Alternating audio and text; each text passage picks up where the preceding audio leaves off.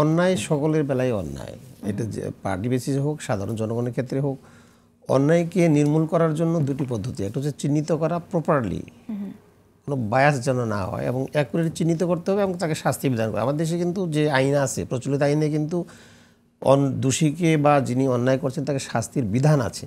এই শাস্তি পর্যন্ত যেতে হলে আমাদেরকে আইডেন্টিফিকেশন করতে হয়, পুলিশ যেটা ভেরিফিকেশন করে আমরা চার্জশিট বলি, তারপরে সাক্ষী হয়, সাক্ষীর পরে প্রমাণ সাপেক্ষে তার শাস্তি হয়। এই জায়গা দিয়ে এই দীর্ঘসূত্রিতা বলি কিংবা এই প্রসেসের মধ্যে যখন যায় তখন দেখা যায় যে সে প্রকৃত যিনি দোষী উনি বের হয়ে যাচ্ছেন এবং ইনভেস্টিগেশনে কোনো পর্যায়ে ভুল ইনভেস্টিগেশন করতে সে শাস্তি পাচ্ছে না, যার কারণে এই অপরাধগুলো নির্মূল হচ্ছে না।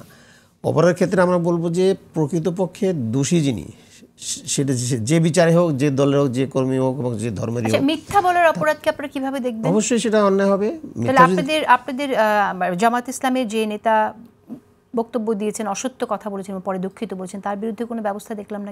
এটা সাংগঠনিকভাবে জামাতের যেটা পদ্ধতি আছে, বা আমি যেহেতু আগে ছাত্র সংগঠনে ছিলাম, জামাতের এখন পুরো প্রচেষ্টা আমি জানি। এখানে জামাতের তো ক্যাডার ভিত্তিক আপনি নিশ্চয়ই জানেন, এখানে প্রথম সমর্থক হতে হয়, তারপর তার কর্মী হয়, তারপরে সদস্য হয়। আবার সংগঠনের শিবিরের কিন্তু ডিফারেন্ট, সাথী তারপর সদস্য।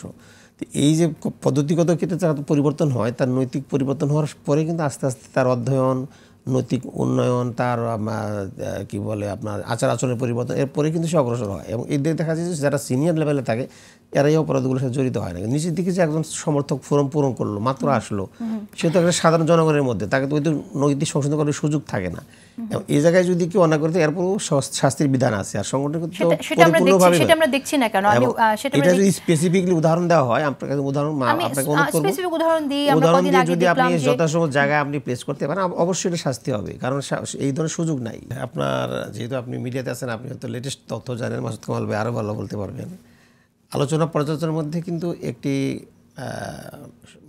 মতামতের মধ্যে একটা ঐক্য হয়ে গেছে। বিএনপি ফার্স্ট দ্বিকক্ষ বিষয় আইনসভার কথা বলেছে, তার একটি দফা ছিল, এবং সে জায়গায় স্বাভাবিক সাধারণ ভোটে নির্বাচিত হবে এভাবেই ছিল কথাটা। কিন্তু এখন যেহেতু পিআর প্রসঙ্গ আসে, সে জায়গায় যে কথাগুলো আসছে তর্ক বিতর্কের মধ্যে দিয়ে একটা ঐক্যমত্য এখানে হয়ে গেছে যে উচ্চ কক্ষে পিআর হচ্ছে, নিম্ন কক্ষে পিআর হচ্ছে না। এক্ষেত্রে কিন্তু কমিশনের যিনি আছেন আলী রিয়াজ সাহেব থেকে শুরু করে সকলে কিন্তু এই একটা সাউন্ড দিয়ে দিয়েছেন, এটা মার্কেটের প্রচলিত আছে। সুতরাং পিআর আসলে পুরোটা হবে কিনা সেটা এখনো পর্যন্ত সেটা পদ্ধতিগত ক্ষেত্রে একটু আলোচনার মধ্যে আছে। এমন এটা বোধহয় বিএনপিও রাজি হয়ে যাচ্ছে, যতটুকু আমরা যেহেতু বাইরে থেকে দেখতে পাচ্ছি। নিম্নকক্ষে এবং এই জায়গায় জামাত বা সকলে মিলে এই জায়গায় ছাড় দিয়ে দিয়ে এই জিনিসটা হচ্ছে।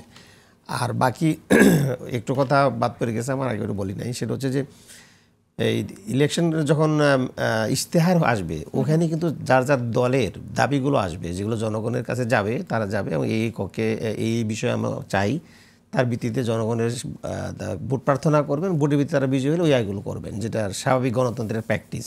তো এই জন্য ওই শরিয়া আইনের কথা বলেন, যেটা বলেন নির্বাচন ইশতেহার যখন আসবে ওই তো অপেক্ষা করতে হবে। এক দুই হচ্ছে যে জামাতের ইশতেহারটা কি আমরা জামাত ইসলামের কাছ থেকে পাবো নাকি জামাত ইসলামী যে ইসলামী দলগুলোর সাথে জোট করছে তাদের সহ ওটা আসবে? এই দলের ইন্ডিভিজুয়াল হবে প্লাস জোটের ক্ষেত্রে হবে। আর এই ক্ষেত্রে জোটের কিভাবে হচ্ছে এগুলো এখনো আর পরিষ্কার না, সবাই তো আলোচনার মধ্যে আছে। বিএনপিও জোট করার চেষ্টা করছে, জামাত সহ অন্যান্য ইসলামী আন্দোলন তারা জোট করার চেষ্টা করছে। এটা যখন একটা সেটেল হবে তখন তো নির্বাচনী ইশতেহারের প্রশ্ন আসবে, সবাই জনগণের কাছে যাবে, তাদের কথাগুলো তারা বলবেন এবং সেই প্রেক্ষিতে নির্বাচনটা হবে। এবং সেইখানে আমরা একটু অতদিন মধ্যে আমাদের অপেক্ষা করতে হবে। আর এই ক্যান্ডিডেটের ক্ষেত্রে যেটা আপনি বলছেন, কিন্তু এক্ষেত্রে জামাত কিন্তু এর আগেও বলেছে, আমির জামাত যিনি অসুস্থ হওয়ার আগেও বলেছেন যে আমরা যে ক্যান্ডিডেটগুলো ঘোষণা করেছি এগুলো আমরা কাজ করছি বটে, কিন্তু এগুলো পরিবর্তন হতে পারে। তো যখন কালকে আবার সেক্রেটারি জেনারেল বলছে আমি 100 সিট জোটের জন্য ছেড়ে দেবো, এভাবে দেখা যাচ্ছে যে কাজ করছে তারা। এবং এর মধ্যে দিয়ে যখন জোটের ক্ষেত্রে হবে তখন একটু রিঅ্যারেঞ্জ হবে প্রার্থীর ক্ষেত্রে, যাতে সে তারা নির্বাচনে বিজয়ী হতে পারে। আর জামাতের জন্য এটা সহজ, এটা আমাদের মাসুদ ভাই বলেছে সহজ এই জন্য যে একটা কমান্ড কন্ট্রোল থাকে কর্মীদের প্রতি, যেখানে বিদ্রোহী প্রার্থী থাকে না বা এরকম সম্ভাবনা নাই, যেটা বিএনপির ক্ষেত্রে হচ্ছে আপনি বলেছেন। তো এই ফ্যাসিলিটি থেকে ইসলামী দলগুলো একটা অ্যাডভান্টেজ আছে নির্বাচনে প্রার্থী ঘোষণার ক্ষেত্রে আমি বলবো। আর কম্পিটিশন তো অবশ্যই হইতে হবে, না তো আর এটা ক্রেডিবল ইলেকশন হবে না। গ্রহণযোগ্য নির্বাচনের ক্ষেত্রে অবশ্যই নির্বাচনের ক্ষেত্রে ভালো ক্যান্ডিডেট যদি থাকে, পরস্পরের প্রতিদ্বন্দ্বিতা সুষ্ঠু একেবারেই সময় নেই, তাহলে একটা সুষ্ঠু নির্বাচন পাবে, জনগণ ভালো প্রতিনিধি পাবে, সেটা আমি চাই।